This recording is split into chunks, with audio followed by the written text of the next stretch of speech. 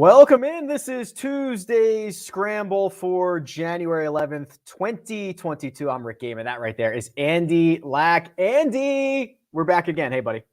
Hey, how's it going, man? Good to see you, my friend. Good to see you. How was your first week of golf in 2022? I really enjoyed it, man. It was so great to have it back. I think the expanded coverage with ESPN Plus was always a bonus. I'm excited for that to continue this season. And, I think that it was an interesting tournament to start on. It got a little wild there with the video gamey stuff, but I still had a blast. Yeah, it was pretty slick, and we'll stay in Hawaii one more week. I was just telling you before we went hot, the Sony Open has a special place in my heart because this is the first place I ever saw a PGA Tour event. And when I remember vividly, as crazy as this sounds, Spencer Levin hitting a shot from a fairway bunker, and I'm like, oh my God, these guys are not human. Right? When he's like the 150th ranked player in the world, or maybe even deeper than that at that point, and he is hitting shots I've never seen with my own eyeballs. It's very staggering when you see these guys up close. Yeah, and Spencer Levin's like 5'4" also, which makes it all the more funny. But yeah, no, it's always special that first time that you go and you really like if you can get into a golf tournament and get kind of good positioning where you can actually kind of hear and see the contact, it's overwhelming how good it is. Everything is flushed. Spencer Levin, 5'4", and what do you think? We're off the rails already here. What do you think Spencer Levin's best official world golf ranking ever was? I'm going to look it up. Well, he was. I don't know if you remember this, but he was in the mix in Phoenix. I remember he was also famous. He would smoke cigarettes on the course. I was going to say he must have smoked 4 packs of cigarettes in 18 holes. It's unbelievable. He just chain smokes them. Yeah. So he was notable for that. He's from San Francisco, I believe. One of my buddies played junior golf with him. I want to say his best official world golf ranking. I wouldn't be surprised if he cracked, I'm going to go 109. Okay, that probably would have been my guess as well. And where else can you get Spencer Levin official world golf ranking guesses 5 minutes into a show? But he was the 60th ranked player in the world. Yeah, he was like I'm stunned. He was like a Phoenix, Sony Open, Wyndham, kind of like what we have this week. Like he was if you get him on a short and positional golf course, he could kind of plot his way around. So that doesn't totally shock me. So he finished T4 at the Memorial in 2012. That moved him to 61st. And then the next week he finished 60th. So week 23 of the 2012 season, he got to the 60th ranked player in the world. He's currently ranked 1,038th, which is still much better than you and I, Andy. Last question, and then we can definitely get off. Spencer Levin. What's he up to? Is he doing Corn Ferry stuff or not even? Yeah, so he played in 2021. He hasn't played anything in this year, which I guess is normal because Corn Ferry, I don't know what his status is, but he played a ton of, I don't want to say a ton. He played like 11 Corn Ferry Tour events last year. So We'll see. Here's a more pressing question. Are you drinking coffee out of a glass? Cody wants to know in the chat. Is that what I witnessed there as well? Is that sure coffee? Am. Yeah, it's coffee. Do you always drink it out of a clear glass like that? Yeah. So if That's how I drink mine. Okay. Like a normal person. Okay. So I like buying, I'm a big cold brew guy, and I like buying cold brew in bulk. So if instead of I used to go to Starbucks every morning, and you can save so much money if you just buy these big things of cold brew. So I just pour it into a glass every morning and I'm good to go. It is better that is cold brew out of a glass and not a steaming hot. Oh, no. Okay. No. Yeah. My wife is in the chat, which is a completely normal thing to do. She thought it was soda. She thought you were drinking soda in the morning. Out of bed. Cold brew. Yeah, all right, cold brew. That makes a lot more sense. Let's revert back to the tournament champions real quick. We'll get to the scoring in a second. Any big surprises or disappointments? Obviously, 1 week does not make a season, does not make a year, but this was our first time seeing a lot of these guys in competition in months. Yeah, I mean, it's really hard to draw anything from a tournament where if you shot 10 under, you finished in like dead last place, right? Yeah. I'm not really gonna hold it against Abraham Answer or Jason Kokrak for shooting 10 or 12 under, right?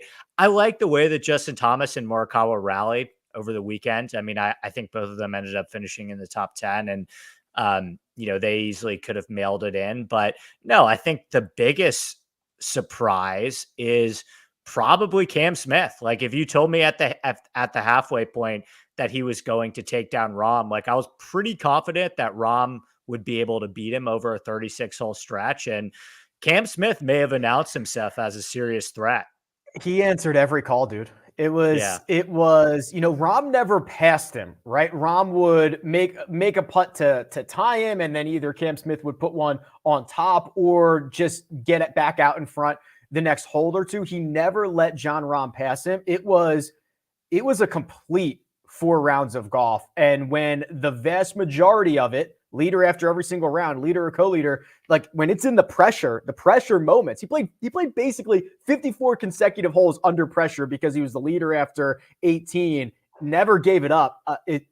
I cannot describe to you how impressed I was. Yeah, and it was a complete performance. Like it wasn't a 14 strokes gained putting week for Cam Smith. I mean, I think he gained about 6.5. He obviously it felt like he made everything. But I mean, he gained 4 strokes off the tee too. It seems like he's even picked up a little bit of distance. And he is, yeah, I think he's probably kind of entering. There's always one or two guys that kind of change their status and completely change how we view them. They kind of move up a tier. And, we'll have to see with Cam Smith. It's early. I don't want to overreact, but I was very impressed. Who was it last year? Who changed our opinion of him last year? I've won. The first one that came to mind was Max Homa. Okay, so I would say Max Homa. I would say Kokrak. Okay. Harris English, maybe. Especially because he made the Ryder Cup team as well. That helps. Yeah. And then Sam Burns, which still kind of feels like it's unfolding right before our eyes. I think you could even make an argument Hovland.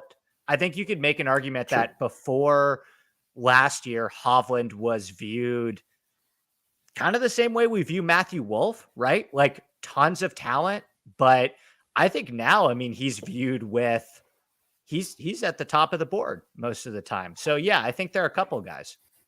Yeah, that's a good one. I had one other thing I wanted to mention about that. Oh, Daniel Berger's a problem. Daniel Berger is going to be a problem, right? Again, leads the field in strokes gained approach. Had a disappointing Sunday, still a couple under par. He's going to be a problem. Like, I love his game. Yeah, and he didn't even putt well either, which is kind of the scary part. I mean, he has a lot of good tournaments coming up for him. Like he won Pebble Beach last year. I think he'll probably come back. And since every single person is playing in Saudi Arabia, he's going to be like 6-1. He's going to be like 6-1 to win Pebble Beach. Exactly. He'll be like 6-1. Phoenix is another good one for him. Yeah, I think Berger is going to be a force to be reckoned with this year as well. He's a great player.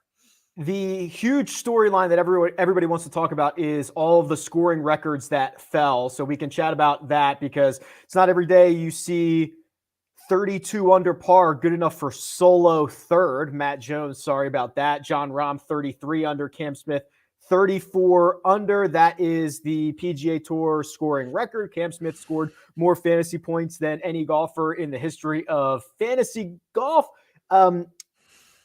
Is this, you described it as video game golf. Is this a problem or is this good for the game?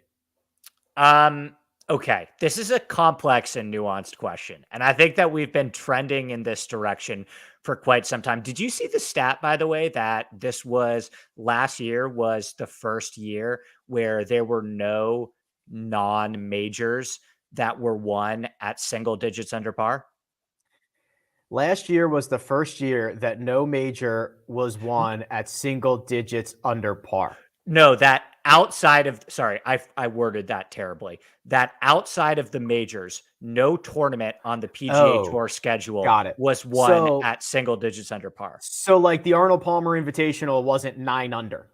Correct. It And was deeper than that. yeah, and that's Got it. probably not the perfect stat because I'm sure there were a couple situations where maybe somebody won at 11 under par and second place was 7 under par. But for the most part, that was a stat that I was looking at. And you know, yeah, you go ahead. I mean, how do you think that's a concern? Do you kind of feel like majors kind of scratch that itch for you in terms of that 1 under, 2 under winner?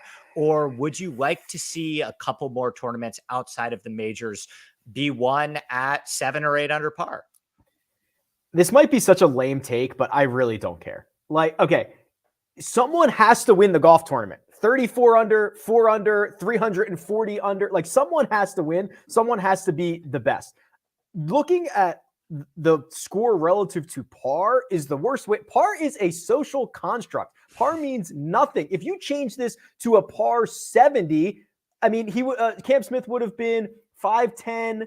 He would have been what, 22 under? And we would be like, oh, okay, 22 under par. Like, who cares? It doesn't matter. If you change a couple of those 5s to 4s like they probably should be, I mean, it doesn't matter to me. Someone has to go out and be the best. And there are a lot of this you can't really control, Andy. They're not going to make a huge renovation to the Plantation Course, a place that 99.9% of the time is designed for vacationers, people going there to play on vacation. They're not going to change it drastically for professionals for 4 days a year. And you don't control the weather. If the wind kicks up, you get a different story. If it lays down, you get this. It doesn't matter. So unless you are going to have only events held on the TPC network of courses where they can control everything all year round, this is a silly conversation to have. Yeah, and I think the other thing that people need to consider is that the PGA Tour has a long-standing history of they are not necessarily trying to rock the boat in these scenarios. Like if they trick up courses too much, and they've done this before, especially with especially the USGA. I mean, people get fired over this stuff at the USGA. Go back and look at the comments go back and look at what players were saying during Shinnecock, and Chambers Bay was another one where they just set up the course incorrectly. Like when you have all these different Saudi breakaway leagues breathing down your neck, like they can't rock the boat that much and try and trick up these courses, or players will say something. Like they will say something. Phil will say something. Like these guys will say something. So I don't know if that's true though, right? It's a tricky line. I saw people on Twitter implying kind of the same thing, which is like, oh, the best players want to go very, very low. Is that true? Brooks Koepka thinks that when you get to harder setups, there's only 5 guys who can win. Don't the best players who might be enticed by another tour want it to be difficult? Yes and no. Okay, so not to get too into the weeds here, but no, go into the weeds, Andy. Weed it up. Okay, so the way that pros are challenged, the only way to make scoring harder is actually not by lengthening the course. It's not by tightening the fairways. It's by firm and fast conditions, right? Completely agree. Read any book on architecture. Yep. Gil Hanse has some great quotes about this. You'll hear a lot more of him because he did the renovation for where we're playing the PGA Championship and the US Open this year. But Hanse talks about like golfers have never had more control over their golf ball, like ever, because of equipment. Sure. They have never had more control over their golf ball. And the only thing that takes away that control is bounce, is when the ball is on the ground, is firm and fast conditions, right? And when you get softer conditions, and again, this wasn't totally Kapalua's fault, they just happened to get a ton of rain, like that's when you see players be able to have a ball on a string. However, when it is firm and fast, there's a lot less in the player's control. I mean, they can hit good shots and get terrible bounces. It's a lot harder to control their golf ball.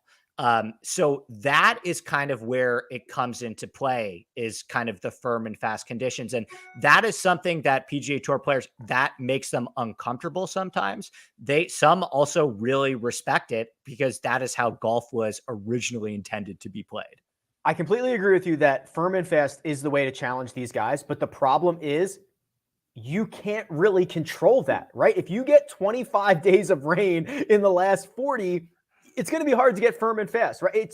That is mostly out of, and if you're on the coast, you can't run your greens to a 13.5 stimp, or the ball's not going to sit there when the wind blows, right? There's only so much firm and fast you can do based on your terrain, your weather. It's out of a lot of these guys' control, or a lot of the setups' control. Yeah, I agree with that. And I mean, I think it also, like, context matters with this, right? Like, I think that there are a couple PGA Tour events a year that I want to see play firm and fast and difficult. I don't think that Torrey Pines should ever be won at 20 under par. I don't think it will. Yeah, I hope not either. But when we get to a certain place like Kapalua, I don't have an issue with it because it's an interesting enough golf course where obviously you have the vistas, but there's a lot of slope and undulation, and you still get to watch pros hit really strange shots with like wedges with balls below their feet. It always feels like the ball is traveling in the air forever there. I'm okay with it on certain golf courses. There are a couple, like I said, like Torrey Pines, Memorial, Bay Hill, where I thoroughly enjoy when we get some wind and super firm and fast conditions. Like I remember when Tyrrell Hatton won Bay Hill, and I mean, the greens were pool tables. Like, that's fun to watch every so often, but expecting that to happen every week is just completely unrealistic. Well, I'm sure we'll talk more about that. We'll see there might be a 59 out there this week. We'll see if that happens. And of course, as we get to California and some other places, I imagine scoring will obviously fix itself a little bit. One and done update from last week. I went with Xander Schauffele. I got 170,000 for his solo 12. You went with Mark Leishman, T10, 188. So you're $18,000 clear, Andy, and I use Xander. You use Leishman. That is a win for you. Yeah, I'm feeling great about that. That was my goal at the end of the week, was to have Leishman beat Xander, and you have used Xander and I have used Leishman. So I'm feeling pretty great about things. And I already know, I feel very strongly about my pick this week as well. Awesome stuff. Okay, we are going to turn our attention to the Sony Open. We've got storylines, we've got bets, we've got some more conversation, but we're going to take 30 seconds here and we'll hit you on the other side. Remember, Andy Lack is not only the co-host of The Scramble, but also produces his own show, the Inside Golf Podcast. It's available twice a week, focusing on course breakdowns, DFS, and betting strategies for every PGA Tour event. Admittedly, I was drawn to Andy for his data-driven approach, which you'll find on his Sunday shows as he breaks down the field, but I'm even more impressed by his passion for course architecture, which offers a different perspective of our great game. Mix those two together with insightful and humorous guests who don't take themselves too seriously, and you've got a recipe for a great podcast. Follow Inside Golf on Twitter and download Inside Golf wherever you download podcasts. Sony Open, Andy, and we might still be in Hawaii, but I think we're going to get a lot of different things this week. The Plantation course in Waialae, I'd argue, could not be any more different, right? Yeah, I don't think it could be any more different. Narrow fairways, small greens, different style of Bermuda greens. Like, these are more like the type of Bermuda greens that you see in Florida. It's going to be a little firmer, a little faster, just a different skill set overall, Rick. Like, you're looking at a lot of wedges, driving accuracy, stuff like that. These fairways are difficult to hit. So it's a very nice contrast. The skill set required, probably the shots that you had to hit at Kapalua, are going to be very different from a lot of the shots that you have to hit at Waialae. But what I found interesting about it, Rick, is that even though the courses are so different, it seems like it really helps if you get that warm up in. Okay, let's talk about this. Okay, so, I can. This is one of the ones that, yeah. Okay, I see where you're going with this. All right, so there is a stat that's been floating around all week, and the stat goes something like this, Andy. 16 of the last 23 Sony Open winners played Kapalua the week before. Is that the warm up that you are referencing? That is the warm up that I am referencing. Now, there's a rebuttal to that, but you go first. This is not a real stat. This is not predictive. This is okay. I got it back. This is like a super soapbox issue for me. About twice a day, Andy, someone will tweet me or DM me or email me research that they've done. And it is always something like this. And it'll be like, oh, did you know the winner of this event in the last 5 years had a top 10 in his last 3 starts? And I always, Andy, say the same exact thing in response. I always say, how does that compare to other events? How does that compare to other courses? How does that compare to other players? And the only response I've ever received is, oh, I'm not sure. I only looked at this event, which is like bonkers, right? Because you could look at every single event, every single winner and be like, oh, all of them finished inside the top 10, or none of them did, or that it doesn't matter at all. This stat is in line with that. 16 of the last 23 winners of the Sony Open played Kapalua the week before. You know why, Andy? Because the best players were at Kapalua. And when they go to Waialae, they're still the best players and they're more likely to win. I don't know if it's a warm-up thing, but this is not a real stat. Yeah, it's almost like all of these guys have also played well at the Masters, right? Like, well, a lot of that has to do with the fact that the best players play well at the Masters, or Tiger Woods has won at both Bay Hill and Muirfield Village. You know, it's like, well, he wins everywhere.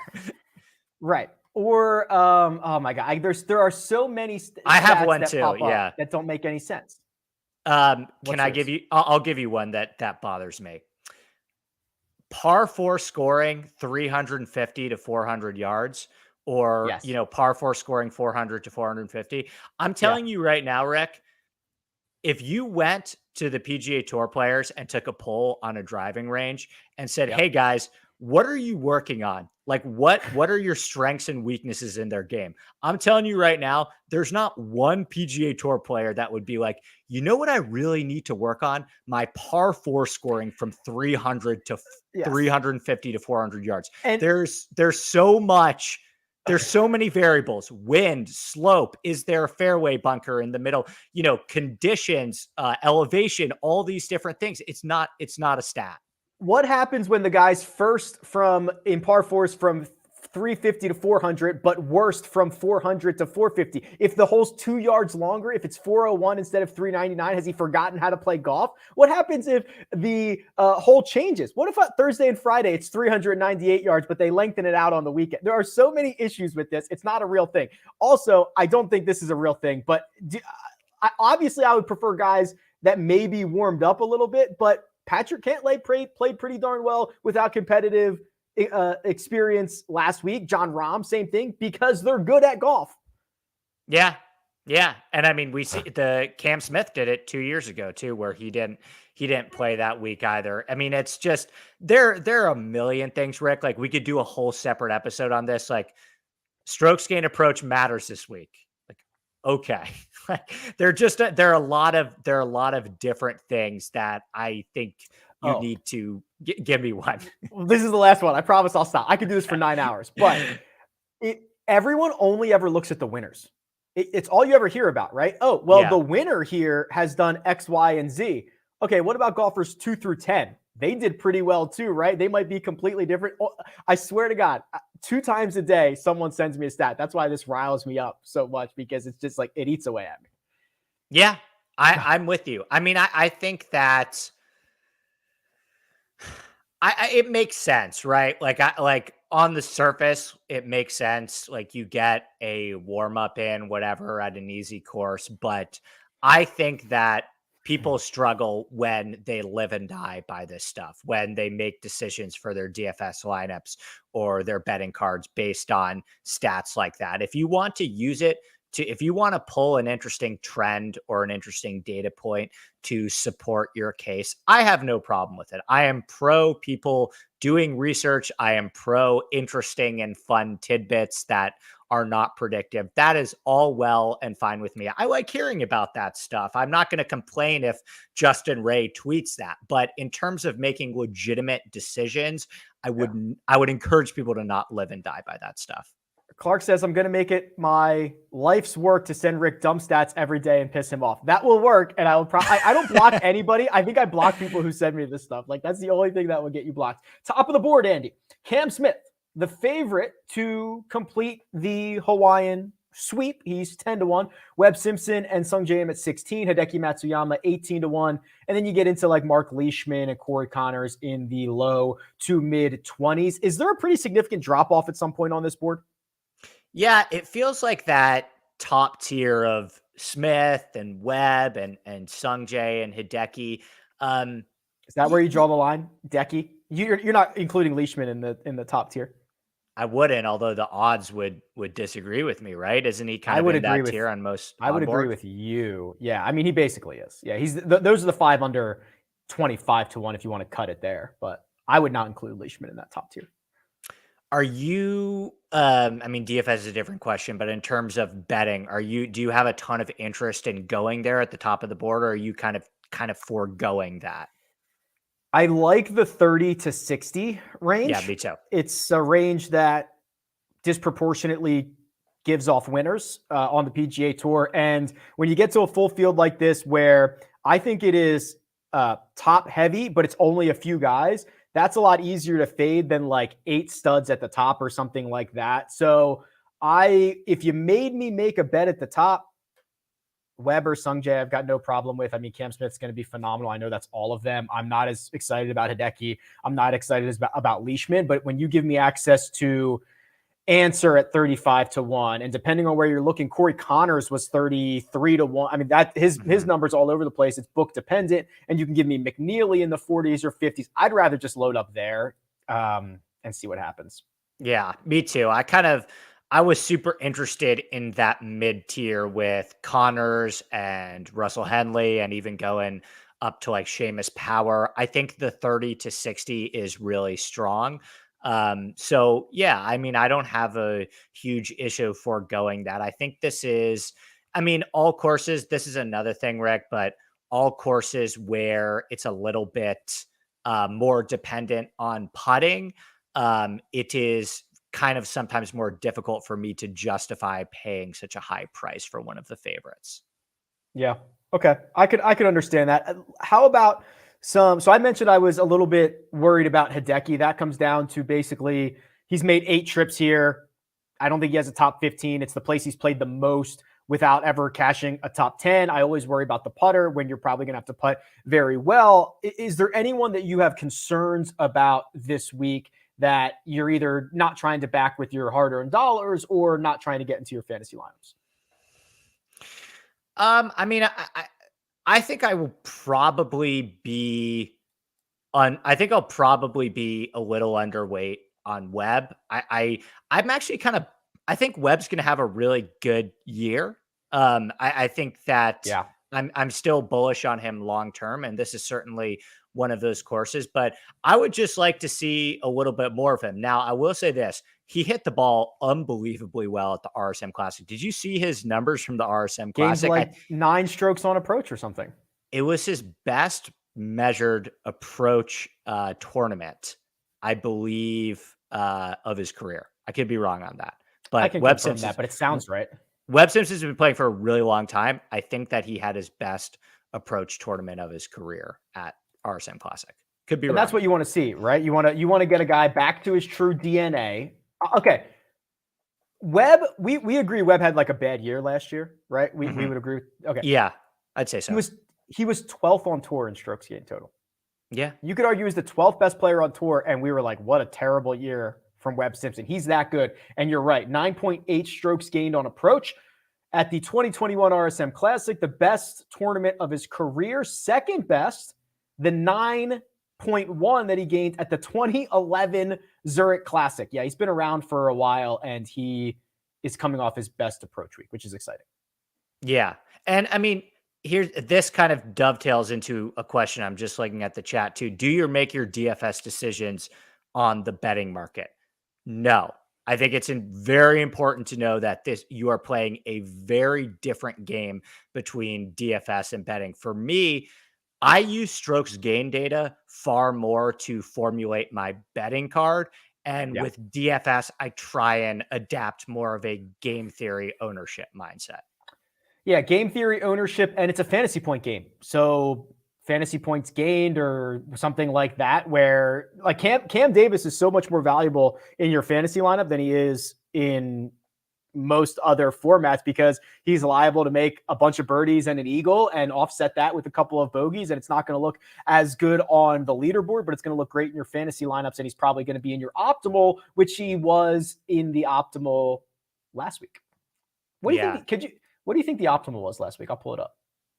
Matt Jones was in there. I'll tell you that much. Matt Jones was definitely in it. I think you had to have both Rahm and Smith. Yep, correct. So Rahm, Smith, Jones. Those are the top three. Well, you gave one away with Davis. That's 4. Was in there. Yeah. I'm going to try and do this not by looking at the leaderboard.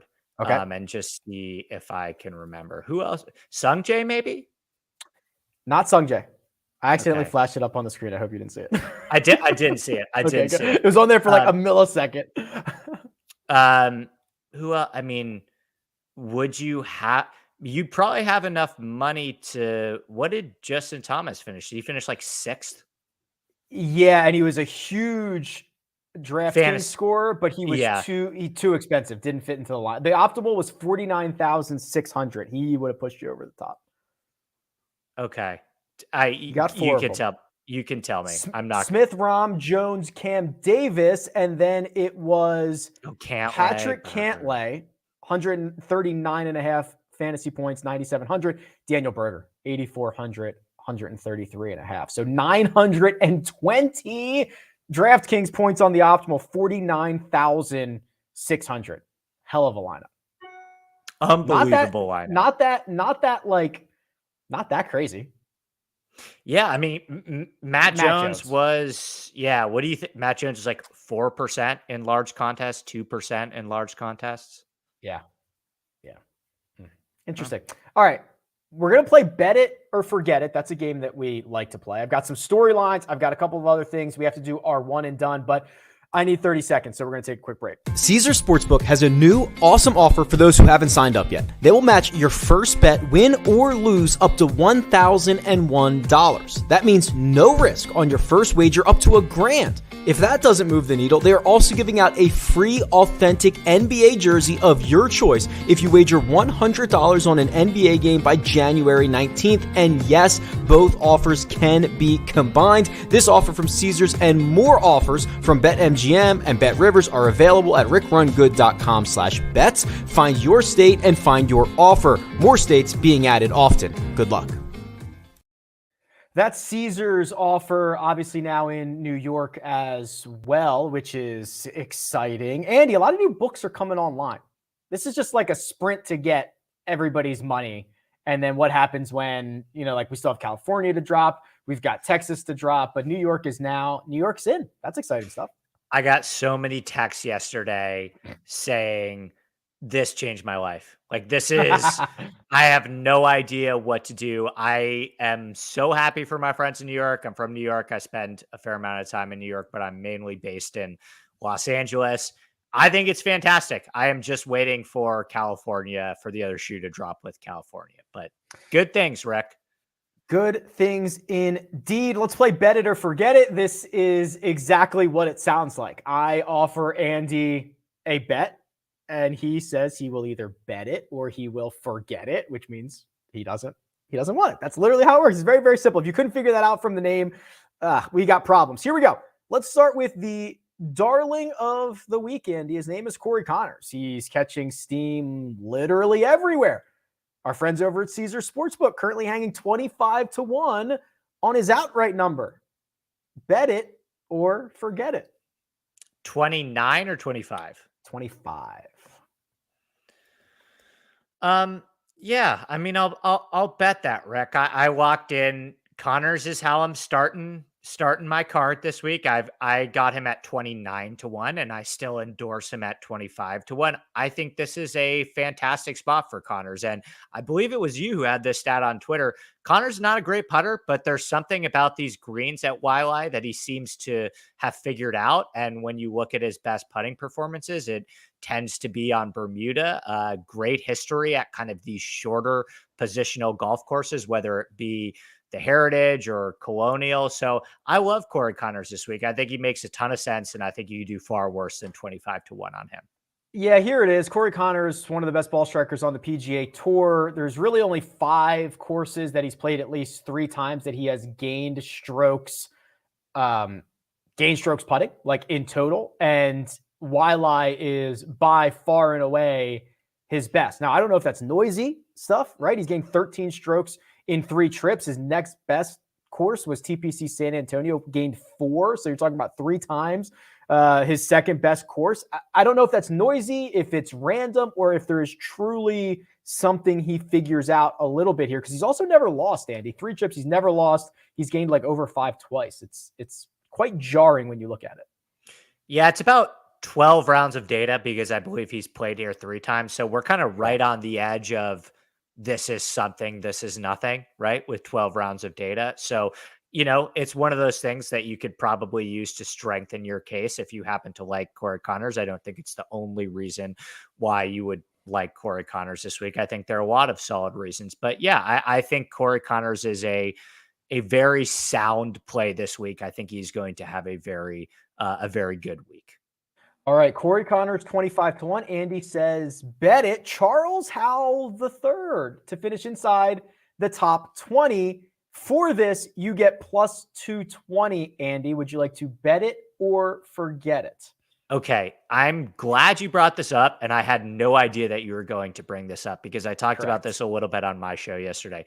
So Charles Howell, I know this off the top of my head because it's so crazy to me. Charles Howell has played the Sony Open 19 times, I believe, and he has finished in the top 30 at the Sony Open, I believe, 15 times, right? So he is almost over a massive sample size. He's finishing in the top 30 almost 80% of the time that he plays this tournament. He's finished in the top 10 almost 50% of the time that he's played this tournament. So just based on the numbers, like there's a very good chance that Charles Howell is going to play well here. Now, something still smells kind of fishy with the whole thing, right? Like Charles Howell seems like at a macro level, his career is in a bit of a decline, right? So I'm not sure he's the same player that he was. I would hope so. He's been on the tour for a million years. I mean, it would be okay if he declined at some point. He has played this event. I don't think it's every year. Hold on. No, it is. It's every year since 2002. Like you would expect some decline at this point. Yeah. So I'll buck the trend here. Something smells off it. He's priced up too, Rick. Like he's 8K that's the on problem. DraftKings. Like it's baked into his price for the golfer that Charles Howell is today. I'm not sure if I can get behind that. It's the once a year that you have to pay for Charles Howell III. And I get the history's great, but I don't know. I would be thrilled to just forget it, not worry about Charles Howell III, not have to sweat Charles Howell III. It's not for me. Not for me, Andy. I'm with you. I'm forgetting it too. Here's a matchup for you. Cam Smith minus 140 over Webb Simpson plus 115. So Smith over Simpson, bet it or forget it. I'll probably take Webb there, actually. I think that, I think that Smith, like, you're paying a little bit of an inflated price with him right now, coming off a win at a course that he's won at before. Now, could Cam Smith go back to back? Absolutely. I think a lot of people are like, no, there's no way he could win 2 times in a row. He absolutely could win 2 weeks in a row, but I still would probably take the plus money on Webb. I love both of these guys. The lack of talking about Cam Smith potentially winning again this week is pretty crazy, right? He is statistically by far the best player in this field. It's not really close. If you look at the weighted numbers, it's an even bigger gap. He's won here before. he just made about 1 million birdies last week and outdueled Jon Rahm. So the game's clearly in good form. I don't know. I would not touch this. I would not put real money on this matchup because I really like Webb for this year. And this is obviously a great spot for him, but Cam Smith could absolutely go back to back and I would be 0% shocked. Yeah, me neither. I think probably the reason why I'd go with Webb here has nothing to do with really, it's not a knock on Cam Smith. I just think with matchups, there's so much variance in golf now. A full tournament, a little bit less than a round-to-round matchups, but laying minus 140 in a golf matchup is a little bit of a tough pill to swallow. So I'll take the underdog in that one. Okay, real quick. David in the chat says, Andy, that's the biggest water jug of all time. I didn't see it. Let me see. Let me see. First of all, shout out David. David's my guy. He's been listening to my podcast since day one. And a lot of discussion this week. A lot of discussion this week on my beverage choices. So Rick, yeah. I drink one of these every day and it changed my life. Okay. I'm not even being hyperbolic. That looks like a gallon, right? That's a gallon. Okay. I've got the half gal. So I do 2 of these, but I thought this was big. Yours puts mine to shame. And you want to know the funniest part is they give you like words of motivation. All the incentive. Yeah. Okay. So we're buying from the same company. So they give you something on Amazon. They give you, but I'm team water. I'm like huge. I think that people do not drink enough water. Drinking a gallon of water a day is a game changer for me. Fresher, more hydrated. I love it. I'm 2 hours behind at least. Let's have a sip together, Andy. This will be a great. we'll hydrate together on the show. Here we go. Good stuff. All right, one more. Bet it or forget it. It's a 3-ball. Sung Jae in plus 165 over Mark Leishman, same price, plus 165, and Corey Connors, who's plus 180. So Connors is the longest in this matchup, which I guess makes sense when you look at their betting odds. But the option for you is Sung Jae over Leishman and Connors. Bet it or forget it. I'd probably go Connors, I think. Yeah, I'd probably go Connors plus 180. I think you have to, right? Like I like Sung Jae a lot this week. He can make a lot of birdies. Was awesome last week. Has had really good stretches of putting on Bermuda. Has had really bad stretches of putting on Bermuda, but looked good last week. The dangerous thing about Connors is he is literally not like we throw around the word elite too much, but he is elite ball striker, right? When you look at last 100 rounds, it's Jon Rahm, it's I think Colin Morikawa, and then it's Corey Connor. Like it's that good. And if he can putt at all, he doesn't need to gain 5 strokes with the flat stick like he has here in the past. Gain like 1. And that's a really good math problem for Corey Connors. Yeah. Sung Jae, we didn't talk a ton about, I like Sung Jae this week. Sung Jae is a problem for sure. But I would say when you factor in the price and you're getting Connors at plus 180 in that 3-ball, I'm with Connors in that position. So this would be a really good tournament. So there used to be a lot of, I don't see this as much anymore, but a lot of offshore books used to do, and they probably still do, but now that I'm in a regulated state, I don't look anymore. But they used to do like Big 5 or Big 7, and you would get like the top 5 favorites in the field or the field, right? Yeah. Basically at like minus 110 or something. So like you could actually do like I think there's a pretty good top 5 or 6 here. So would you take the Big 6, which I'll say is Smith, Simpson, Sung Jae, Hideki, Leishman, Connors, or the field? Field. You got to go field. Always take the field in those bets. Always take the field in those bets. They do that all the time too. I've seen that all the time. Like you can even do, like sometimes they'll do betting without like Jon Rahm and Justin Thomas. Have you seen those markets where it's like everyone has a little bit of different odds? Always take the field in those. I'm going field. Yeah, see the big 5, 6, 7, whatever. It always looks so good because you get all the big names. But I think the field is correct as well. Yeah, I think maybe if we're talking about the U.S. Open, Like maybe if we're talking about the US Open, that is typically won by more elites, I would think about that a little bit harder. But like I said, in a course where it's so much dependent on who can catch a hot putter, give me the field.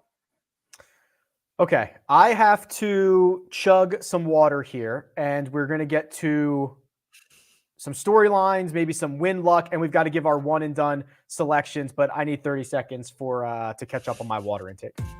All of the tools and data that you see me use on this channel is from my site, RickRunGood.com. RickRunGood.com is one of the largest golf databases on the planet, and it's geared towards making your DFS and betting research process as efficient as possible. There are literally millions of data points in the database, and while that might sound intimidating, the tools that I've built allow you to cut through the data quickly, choose what's important to use, and even build lineups that are ready for import directly into DraftKings. Outside of that, membership gets you access to the Slack channel, currently 2,000 run gooders who are ready to share insights and have a little fun. I love it, and you will too. Sign up at RickRunGood.com. Kevin Na looking to go back-to-back. Andy, last golfer to successfully defend at the Sony was, do you know? Oh, I thought you were going to say last golfer to defend on the PGA Tour. I would have said Hovland, but That would have been correct. But I do not know about the Sony. Jimmy Walker won it in 14 and 15, 17 under par in 2014. He won in 2015 by 9 shots. Can you imagine Jimmy Walker running away from a field to the tune of 9 shots? Jimmy had a little run there. He won. I'm pretty sure he won the PGA Championship that year or a year after at Baltusrol. Jimmy Walker, really good player. Just, falling off the map a little bit. But yeah, that's a lot, even at this tournament. I think that's JT did it too. JT won by like 7 or 8 here too, I think. 7. As well. JT won by 7. Paul Azinger won in 2000 by 7. That's it. Those are the biggest ones. That's unbelievable. Get that far out in front. It is weird the types of winners you can get here, right? Kevin Na being live, Cam Smith, Matt Kuchar, Patton Kizzire, right? It's a different kind of beast. And I like this where, it's hard enough to be a PGA Tour professional and win. We'll talk about that in just a second. But if you're not a long hitter, it's even more difficult. So like, I like that this levels the playing field a little bit. Yeah, absolutely. I mean, I think these events, these boards, in my opinion, these are like the most fun weeks to play DFS. I think these are some of the most fun tournaments to predict. So yeah, I am super excited for Waialae Country Club. Ask John Rahm about win luck, because this guy, we kind of glossed over this a bit in the Tournament of Champions recap, but if things fall slightly different for John Rahm in the last year and 2 weeks, he's got like 5 wins instead of 1, right? Like he is the perfect current example of win luck now that Tony Finau has cashed in a win recently. Yeah, and it's tricky, right? Because over a large sample size, you expect stuff like that to sort of even out, but there's no way that you could look at John Rahm's numbers from last year and say, oh, he should have won more based on what his baseline is. The issue is winning golf tournaments isn't about your baseline. It's about catching fire on the right specific week and matching up your best putting weeks with your best ball striking weeks. And Rahm has a tendency to be, his floor is really, really high. And he's had a couple ceiling weeks. Like, I think it's pretty safe to say that what happened last week was close to a ceiling week, but he just also happens to catch a lot of other players on their ceiling weeks. Yeah, that's exactly right. And I'll say the same thing that I did when Tony Finau was going through his run of not winning. It's like, we only talk about this when guys get close. It's a gift and a curse that you're always in contention, right? If you just finish T22 every single week, we never talk about your win luck or lack thereof. So the fact that you're that close, we have to talk about it. So this is all in all a very good thing. And it's, again, weekly examples that he's probably by far and away the best player in the world. And this will fix itself.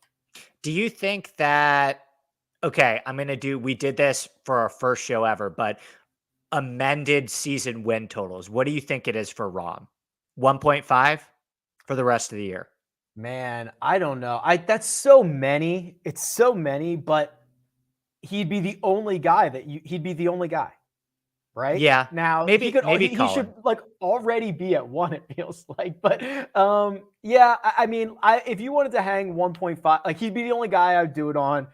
I think it's a lot just with how stuff shakes out and how deep the tour is. But my God, is he just gonna finish? He's gonna be in contention. Okay, if he's in contention 10 times, which I don't think is that unrealistic, no, does he win 2 of them? I don't know. Seems like it. Seems like he should.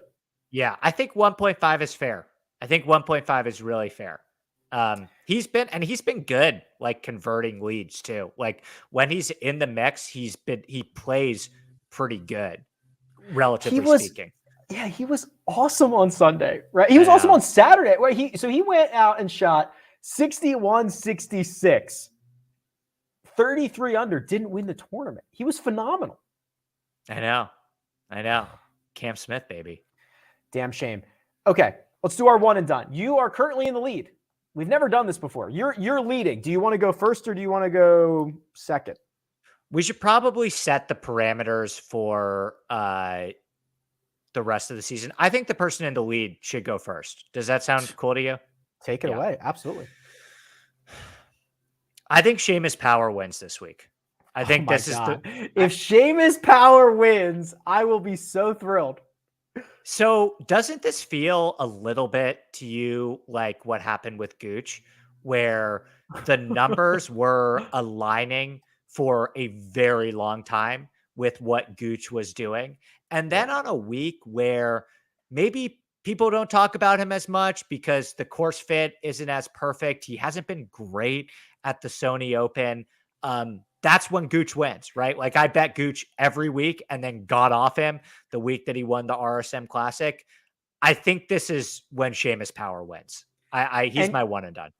And can we agree, first of all, awesome. Can we agree that, hold on one second. Let's see here. I'm going to try to pull this up for you. Can we agree that Seamus Power is not the golfer that has missed the cut or whatever, struggled at the Sony Open? Oh yeah, not even close. Right? So last 4 trips, 2 missed cuts, 54th, 49th. He lost strokes on approach and off the tee. In basically all of those, he's not that player anymore. He's a great ball striker. And he is, in fact, one of the better ball strikers in the last 6 or 8 months on the PGA Tour. So it's kind of a sneaky little go out and get Seamus Power. I kind of dig it. Yeah. I am all in on him this week. I bet him I got him at like 46-1, which I thought was a very fair number on him. I think it's time for Seamus Power. So lock it in. Seamus Power is my one and done. Wow. Okay. I went like in the complete opposite direction. I just went with Cam Smith and said he's the hottest player on the planet. He's won here before, so we know he's going to a great little setup. He's the favorite. And I don't know if where am I dying to use Cam Smith outside of literally here, which I would have said the best spot for him was here 2 weeks ago, 3 weeks ago, not just because he won, right? Like this feels like the best spot for him.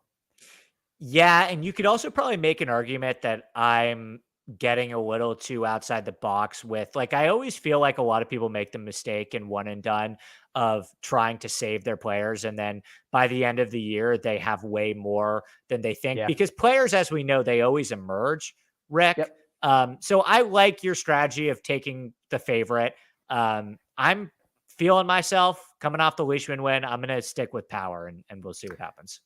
I love it. Yeah, I generally go foot on gas from the start and worry about it later. Yeah, yeah. And sometimes I'm on fumes and I'm trying to get to the finish line, but that's much better than. And again, people send me a lot of messages, so I see there'll be like 2 weeks left in the year, and someone will send me a DM that's like, "Hey Rick, I've got Rahm, Bryson, Xander, Morikawa, and Rory left. How should I deploy them in the last 2 weeks?" And I'm basically like, you screwed this up. You should not have that many. You should not have those guys left. Yeah. Yeah. So I'd rather run on fumes than do that. Yeah, certainly. All right, Andy. Anything else before we get out of here? No, have a fantastic time with Sia on Friday. Fantastic choice for a that's right. fill-in for me. Yes. Yeah. So I am super excited to catch the replay to that. I'll probably listen to it on my drive home from my golf trip, and I'll see you on Tuesday, my friend. Yes, Andy off on Friday. Sia Nejad is going to fill in for him. Wishing you not only safe travels, but good golf, right? That's really what you'd like. Yeah, good golf. I mean, there'll definitely be some friendly wagering on the line. So I hope to come back with some a little more spending money for the Amex. Follow Andy on Twitter at ADP Lack Sports. You can follow me at RickRunGood. We'll be back on Friday with another Scramble. But until then, good luck. See ya.